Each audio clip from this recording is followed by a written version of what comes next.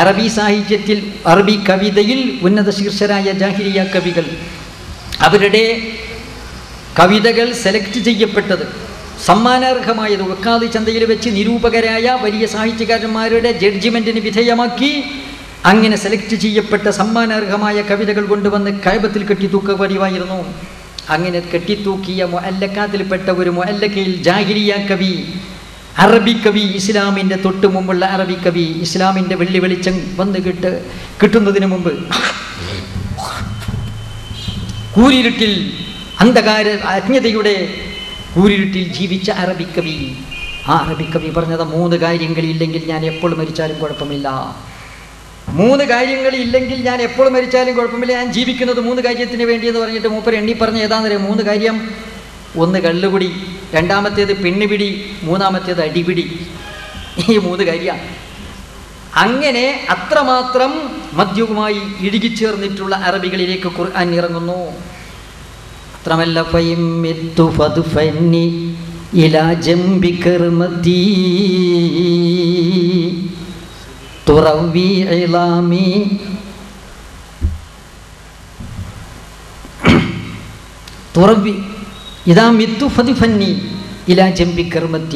ഞാൻ മരണപ്പെട്ടാൽ നീ എൻ്റെ പ്രാണപ്രേയസി, നീ എന്ത് ചെയ്യണം? എന്നെ കബറടക്കുന്നത് ഇലാ ജംബി കർമത്തി, ഒരു മുന്തിരിവള്ളിയുടെ മുരട്ടാകണം. എന്തിന്? ആ മുന്തിരിവള്ളിയുടെ മുരട്ട് ഞാൻ കിടന്നാൽ എൻ്റെ അസ്ഥികൂടങ്ങളുടെ ആ മദ്യ ആസക്തി ഉണ്ടല്ലോ, അത് ശമിപ്പിക്കാൻ ഈ മുന്തിരിവള്ളിക്ക് കഴിഞ്ഞേക്കാം, അതിൻ്റെ മുരടിന് വേരിന് കഴിഞ്ഞേക്കാം. അതുകൊണ്ടാണ് മുന്തിരിയുടെ മുരട്ട് കബറടക്കണം എന്ന് പറഞ്ഞത്. ലഅല്ലി തുറാവി ബഅദ മൗതി ഉറൂഖുഹാ, മരിച്ചതിന് ശേഷം എൻ്റെ എല്ലുകളുടെ ആ സുരാപാന തൃഷ്ണ അടക്കാൻ ഒരു പക്ഷേ ആ മുന്തിരിവള്ളിയുടെ ആ വേരുകൾ കടിവേരുകൾക്ക് കഴിഞ്ഞേക്കാം. ഇത്രമാത്രം മദ്യത്തെ സ്നേഹിച്ച അറബികളുടെ മദ്യത്തിലേക്ക് ഖുർആൻ ഇറങ്ങി. ഫജ്തനിബൂഹു ലഅല്ലക്കും തുഫ്ലിഹൂൻ. ഓ സത്യവിശ്വാസികളെ, അള്ളാഹുവിൽ വിശ്വാസമുള്ള മുഅ്മിനീങ്ങളെ, ആഖിറത്തിൽ വിശ്വാസമുള്ളവരെ, നിങ്ങൾക്ക് ജീവിത വിജയം വേണോ? മദ്യം വർജിക്കണമെന്ന് പറഞ്ഞപ്പോൾ മദ്യം അവർ വർജിച്ചു. എത്രത്തോളം വർജിച്ചു? കള്ള് കുടിച്ചുകൊണ്ടിരിക്കുന്നവർ കപ്പ് വലിച്ചെറിഞ്ഞു. ഒരു സദ്യ ഹദീസിൽ കാണാം, ഒരു സദ്യ നടന്നു, സഹാബിമാർ സദ്യ നടത്തിക്കൊണ്ടിരിക്കുകയാണ്. കുടിക്കാൻ ഒരുങ്ങിയവർ കപ്പ് കയ്യിലേന്തി, കപ്പ് കയ്യിലേന്തിയവർ കപ്പ് വലിച്ചെറിഞ്ഞു കളഞ്ഞു. കുടിച്ചുകൊണ്ടിരിക്കുന്നവർ ആ കപ്പ് കൊണ്ട് വായയുടെ ഈർപ്പം അതുകൊണ്ട് തുടച്ചെടുത്ത് വലിച്ചെറിഞ്ഞു കളഞ്ഞു. കള്ളിൻ്റെ പീപ്പകൾ മറിച്ചു കളഞ്ഞു. മദീനായിൽ അന്നത്തെ ദിവസം മദീനായിലെ തെരുവിലൂടെ കള്ളിൻ്റെ വലിയ പീപ്പകൾ മറിച്ചതുകൊണ്ട് കള്ള് ഒഴുകുകയായിരുന്നു. ഖുർആനിൻ്റെ ആഹ്വാനം ചെവിക്കൊണ്ടുകൊണ്ട് പിന്നീട് അവിടെ നിന്നങ്ങോട്ടുള്ള ചരിത്രം എന്താണ്? ഒരു മുസ്ലിം അവൻ്റെ ദേഹത്തിൽ ഒരു തുള്ളി മദ്യം ഇറ്റ് വീണ് പോയാൽ അത് വെള്ളമെടുത്ത് കഴുകി വൃത്തിയാക്കിയിട്ട് ഉടനടി വൃത്തിയാക്കുന്നു. കാരണം നജസ്, മദ്യം എന്ന് പറഞ്ഞാൽ നജസ്സാകുന്നു. അവൻ്റെ വായയിൽ ഒഴിക്കുന്നത് പോയിട്ട്, അവൻ്റെ വസ്ത്രത്തിലാകുന്നത് പോയിട്ട്, അവൻ്റെ കാൽപാദത്തിൻ്റെ അടിയിൽ പോലും മദ്യത്തിൻ്റെ ഒരു ഇറ്റ് പോലും വീഴാൻ ഒരു മുസ്ലിം അനുവദിക്കാതിരിക്കത്തക്ക വേണം.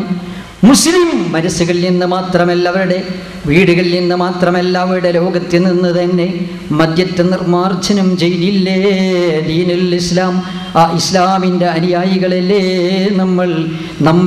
നമ്മുടെ കല്യാണപ്പന്തലിൽ മദ്യം വിളമ്പുകയോ ഏതെങ്കിലും വിവരദോഷികളായ അവിവേകികളായ കുട്ടികൾ അങ്ങനെ വിളമ്പിയാൽ, അതിനൊരുങ്ങിയാൽ രക്ഷിതാക്കൾ അനുവദിക്കുകയോ, ഏത് രക്ഷിതാക്കൾ അനുവദിച്ചാൽ തന്നെ നാട്ടിലെ കാരണവന്മാർ അറിയിക്കുകയോ? നാട്ടിൽ ആരുമില്ലേ അള്ളാഹുവിനോട് സ്നേഹമുള്ള, അള്ളാഹുവിൻ്റെ ദീനിനോട് സ്നേഹമുള്ള, ഖുർആനിനോട് സ്നേഹമുള്ള, ശരീഅത്ത് നിയമത്ത് വ്യവസ്ഥയോട് സ്നേഹമുള്ള, നമ്മുടെ അരുമ മക്കളോട് വാത്സല്യമുള്ള, അവരെ നരകത്തിൽ നിന്ന് രക്ഷിക്കണമെന്ന ആഗ്രഹമുള്ള ആരും നമ്മുടെ നാട്ടിലില്ലാതെ പോയോ? പല മഹല്ലുകളിലും കല്യാണപ്പന്തലിൽ മദ്യം വിളമ്പുന്നു. ഈ ഇടക്കേട്ടു ഒരു വിവരം, നമ്മുടെ കോഴിക്കോടിനടുത്ത ഒരു പ്രദേശം നടന്ന സംഭവമാണ്. അവിടെ പുതിയാപ്പള പോവുകയാണ്, പുതുമാരൻ പോകുന്നു, സ്നേഹവൃന്ദത്തോടുകൂടി ചങ്ങാതിമാരോടുകൂടി പോവുകയാണ്. ആരാണ് ഈ ചങ്ങാതിമാർ? ചങ്ങാതിമാർ നേരത്തെ പറഞ്ഞില്ലല്ലോ, ചങ്ങാതിമാർ ആഖിറത്തിലെത്തിയാൽ പരസ്പരം ഭിന്നിക്കും, കലഹിക്കും. നീയാണ് എന്നെ കൊണ്ട് കുടിപ്പിച്ചത്, നീയാണ് എൻ്റെ കല്യാണം കലക്കിയത്, എൻ്റെ ദാമ്പത്യ ജീവിതം അവതാരത്തിലാക്കിയത് നീയാണ്. പരസ്പരം അങ്ങോട്ടും ഇങ്ങോട്ടും ആരോപിക്കും.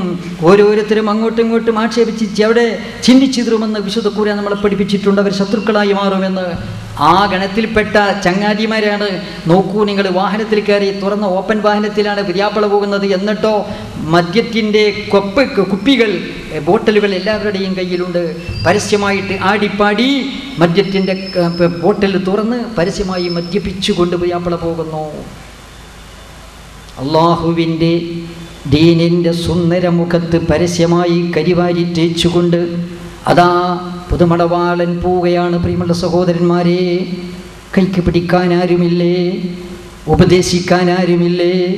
അവരെ വിലക്കാൻ ആരുമില്ലേ? നിസ്സാരമായ കാര്യങ്ങൾക്ക് നമ്മൾ അതിനേക്കാൾ വളരെ വളരെ വളരെ നിസ്സാരമായ കാര്യങ്ങൾക്കൊക്കെ നാം ക്ഷുഭിതരാകാറുണ്ട്, വ്രണിതരാകാറുണ്ട്. നമ്മുടെ വികാരം സടകുടഞ്ഞെഴുന്നേൽക്കേണ്ട രംഗങ്ങളിൽ നാം നിർവികാരരായി നിൽക്കുന്നത് എന്തുകൊണ്ടാണ്? അതുകൊണ്ട് പ്രിയമുള്ള സഹോദരന്മാരെ, വളരെ ജാഗരൂകരാകേണ്ട സമയമാണ്. പിന്നെ പുതിയാപ്പള വരുമ്പോൾ ആടിപ്പാഞ്ഞ് ആടി തിമർത്തുകൊണ്ട് ഡാൻസ് ചെയ്തുകൊണ്ട് വരുന്നു, വേഷം കെട്ടുന്നു ചിലയിടങ്ങളിൽ. ഇവിടെ അങ്ങനെ ഒന്നുമില്ലെന്ന് ഞാൻ മനസ്സിലാക്കുന്നു. ഇസ്ലാമിക പാരമ്പര്യമുള്ള പൈതൃകമുള്ള ഇസ്ലാമിൻ്റെ ഈറ്റില്ലമായ സ്ഥലമാണ് കോഴിക്കോട്, പ്രത്യേകിച്ച് കുറ്റിച്ചിറ എന്ന് പറയുന്നത്. ഇവിടുത്തെ നല്ലവരായ രക്ഷിതാക്കന്മാരും അതുപോലെ തന്നെ ഇവിടുത്തെ യുവാക്കളും സ്ത്രീകളും ഉത്ബുദ്ധരാണ്, ഇസ്ലാമികമായി ഉത്ബുദ്ധരാണ്. അതുകൊണ്ട് ഇവിടെ ഉണ്ടാവുകയില്ല ഞാൻ വിശ്വസിക്കുകയാണ്. എങ്കിലും മറ്റു പ്രദേശങ്ങളിലുള്ള ഈ വക ദുഷ്പ്രവണതകൾ ഇങ്ങോട്ട് പടർന്നു പിടിക്കാൻ, സംക്രമിക്കാൻ സാധ്യതയുള്ളത് കൊണ്ടാണ് ഞാൻ പറയുന്നത്. വരുമ്പോൾ എന്താന്ന് പറഞ്ഞാൽ കോലം കെട്ടുക, ആണ് പെണ്ണാകുക, മണവാട്ടിയുടെ വേഷം ധരിക്കുക, എന്നിട്ട് ചിലയിടത്തുണ്ടത്രേ പുതിയാപ്പളൻ്റെ കൂടെ ഒരു പുരുഷനെ അണിയിച്ചൊരുക്കി മണവാട്ടിയാക്കി അവൻ്റെ കൂടെ കൊണ്ടുവരിക, പുതിയാപ്പള അവളുടെ ചുമലിൽ കൈവെക്കുക, ഈ സ്ത്രീ എന്ന പുരുഷൻ്റെ ചുമലിൽ കൈവച്ച് ആനയിച്ചു കൊണ്ടുവരിക. എന്തൊരു തെമ്മാടിത്വമാണ്! മിതമായ ഭാഷയിൽ പറഞ്ഞാൽ മഹാ തെമ്മാടിത്വം. ലഅന റസൂലുള്ളാഹി സ്വല്ലല്ലാഹു അലൈഹി വസല്ലം മുഖന്നസീന മിനൽ റിജാലി വൽ മുതറജ്ജിലാത്തി മിനൻ നിസാ. പുരുഷന്മാരിൽ നിന്ന് സ്ത്രീ വേഷം കെട്ടുന്നവരെ അല്ലാഹുവിൻ്റെ റസൂൽ ശപിച്ചിട്ടുണ്ട്. സ്ത്രീകളിൽ നിന്ന് പുരുഷവേഷം കെട്ടുന്നവരെയും മഹാനായ റസൂലുള്ളാഹി സ്വല്ലല്ലാഹു അലൈഹി വസല്ലം ശപിച്ചിട്ടുണ്ട്. സഹീഹ് ബുഖാരി. ആരാ ശപിച്ചത്? ആരാ ശപിച്ചത്? നിന്റെ വാപ്പ ശപിച്ചതല്ല, നിന്റെ ഉപ്പുപ്പ ശപിച്ചതല്ല, നാട്ടിലെ കാരണവർ ശപിച്ചതല്ല, മൊല്ലാക്ക ശപിച്ചതല്ല, ആജിയർ ശപിച്ചതല്ല. ലോകത്തിൻ്റെ ഗുരുവായ മഹാനായ സയ്യിദുൽ വറ മുഹമ്മദുർ റസൂലുള്ളാഹി സ്വല്ലല്ലാഹു അലൈഹി വസല്ലം തങ്ങൾ ശപിച്ചിരിക്കുന്നു. അഭിശപ്തമായ കല്യാണമായി നിന്റെ കല്യാണം അല്ലേ? ഇങ്ങനെ വേഷം കെട്ടി പുതിയാപ്പള വന്നാൽ പിന്നെ അതിൻ്റെ ശാപം തീരുമോ? ആ ദാമ്പത്യം വിജയിക്കുമോ? വിജയിക്കുകയില്ല. നിങ്ങൾ നോക്കണം, മറ്റൊരു ഹദീസ് കാണുക.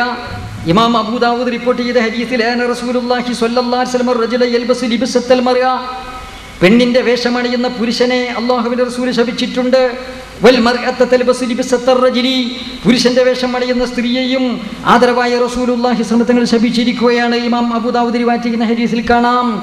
അതുകൊണ്ട് പുരുഷൻ സ്ത്രീയുടെ വേഷമണിയാൻ പാടില്ല, സ്ത്രീ പുരുഷൻ്റെ വേഷമണിയാൻ പാടില്ല. ഈ അഭിനയം ഹറാമാകുന്നു, കഠിനമായ ഹറാമാകുന്നു. ഹദീസ് ഗ്രന്ഥങ്ങളിലും ഫിഖ് ഗ്രന്ഥങ്ങളിലുമൊക്കെ യാഥാർത്ഥ്യം പറഞ്ഞിട്ടുണ്ട്.